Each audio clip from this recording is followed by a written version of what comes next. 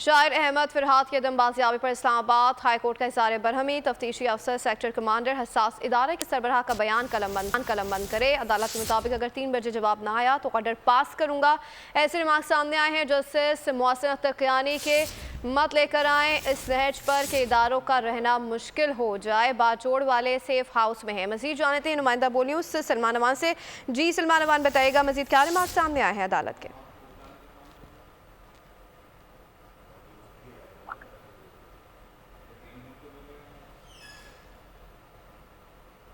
सलमान अमान अब हमारे साथ मौजूद हैं।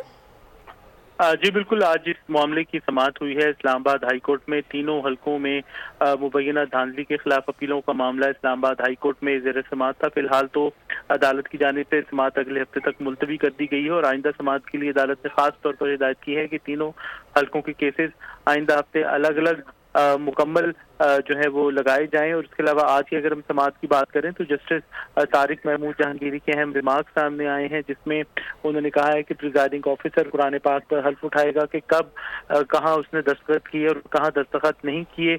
और इसके साथ ही अगर 2 फॉर्म 45 बने हैं तो दोनों पर एक बंदे के दस्तखत और अंगूठे के निशान है तो वो अदालत में पेश होकर बताएगा कि कौन सा फॉर्म असली है, कौन सा फॉर्म नकली है। और इसके अलावा तमाम लोग जो है बयान हल्फी जमा कराएंगे। अगर किसी ने गलत बयानी की तो नताइज उसे भुगतना पड़ेंगे। और वंस अगेन अदालत ने ये जो मुस्तफ़ा नवाज खोकर हैं उनके वकील की जानिब से कहा गया था कि तीनों हलकों को अलग अलग सुना जाए तो उसके ऊपर अदालत के लिए भी आसानी जो है वो आएगी। इसीलिए फिर अदालत ने जब नेक्स्ट डेट मुकर्रर की है उसके लिए खास तौर पर कहा है कि तीनों जो केसेस हैं, तीनों हलकों के मामले हैं, उन तीनों को अलग अलग जो है वो मुकम्मल तौर पर समाअत के लिए लगाया जाए। जी सलमान अमान आगाह कर रहे थे, आपका शुक्रिया।